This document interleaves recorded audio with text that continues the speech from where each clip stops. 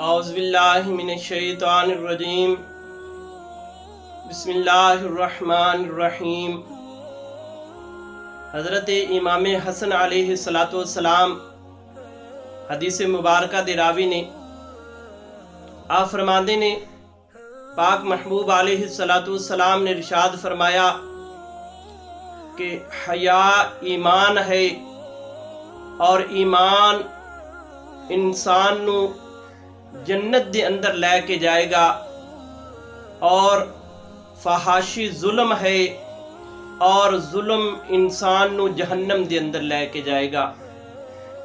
اللہ دے پاک محبوب علیہ السلام نے ارشاد فرمایا کہ 4 چیزاں اللہ تبارک و تعالیٰ دے انبیاء کرام دی سنت نے۔ پوچھا یا رسول اللہ کیڑیاں؟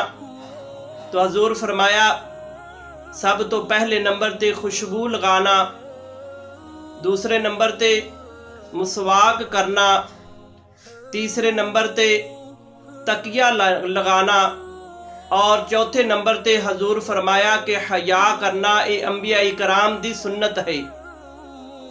تو دوستان محترم، اللہ تبارک و تعالیٰ دے پاک محبوب علیہ السلام نے حیا دے بارے بڑی تاکید فرمائی۔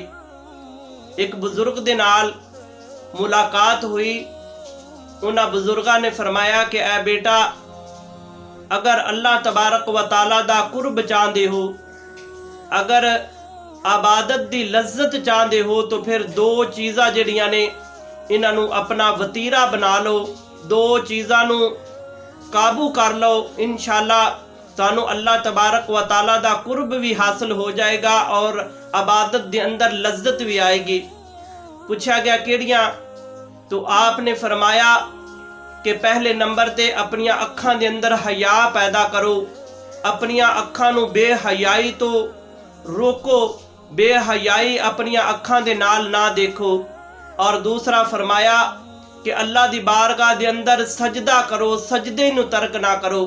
حضرت عیسیٰ ابن مریم علیہ السلام نے اللہ دی بارگاہ دے اندر عرض کیتی کہ یا رب العالمین، تیرے قرب حاصل کرنے واسطے کس چیز دا ہونا ضروری ہے؟ تو اللہ تبارک و تعالیٰ دی ذات نے ارشاد فرمایا اے عیسیٰ، میرے قرب حاصل دے واسطے سجدہ ریزی ضروری ہے۔ جڑا انسان سجدے نو ترک نہیں کردا، میں اس انسان نو اپنا قرب عطا فرمانا ہاں۔ تو دوستو، یہ 2 چیزاں انہاں بزرگاں نے فرمائیاں، ایک حیا اور دوسرا سجدہ ریزی۔ حضرت عمار بن یاسر رضی اللہ تعالیٰ عنہ آپ فرماندے نے میں ایک دفعہ کسی سفر تے جا رہا سی، تو میں پاک محبوب علیہ السلام دی پاک بارگاہ دے اندر حاضر ہویا، میں اجازت طلب کیتی، اور پھر میں عرض کیتا کہ یا رسول اللہ مینوں کوئی تاکید فرماؤ، کوئی ہدایت فرماؤ۔ تو پاک محبوب علیہ السلام نے ارشاد فرمایا اے عمار بن یاسر، جس علاقے دے اندر تو جا رہا ہے اس علاقے دے اندر لوگ سجدہ نہیں کردے، اس علاقے دے اندر سجدے دی بہت بڑی کمی ہے، تو اس علاقے دے اندر خوب سجدے کریں، خوب سجدے کریں، تو اللہ دی بارگاہ دے اندر سجدہ ریز رمی۔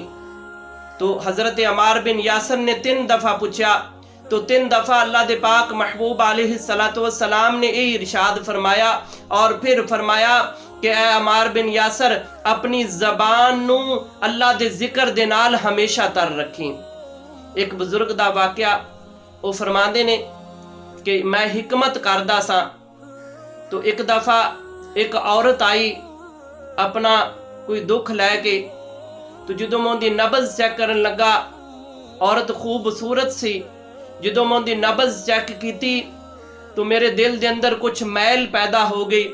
میں اس عورت دے ہاتھ نو نبض دی غرض دے نال نہ پھڑیا، میرے دل دے اندر کچھ میل ہوئی، میں اس عورت دے ہاتھ نو میں پکڑیا 1 منٹ واسطے، پھر جلدی دے نال میں اپنے دل نو جھنجوڑیا اور میں چھڑ دیتا۔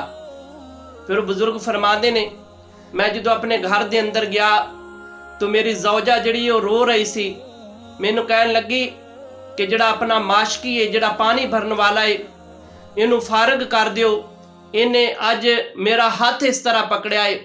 وہ بزرگ اس وقت اللہ دی بارگاہ دے اندر سجدے دے اندر گر گئے اور اللہ دی ذات دے کولوں معافی منگی، اور پھر اپنی زوجہ نو یہ کیا کہ اے بیگم اس دے اندر اس معاشقی دا کوئی قصور نہیں. میں ایک عورت دی نبض چیک کرن واسطے جدوں دا ہاتھ پکڑیا میرے دل دے اندر میل آئی. میں اس دا ادھر ہاتھ پڑیا اور ادھر معاشقی نے تیرا ہاتھ پکڑ لیا.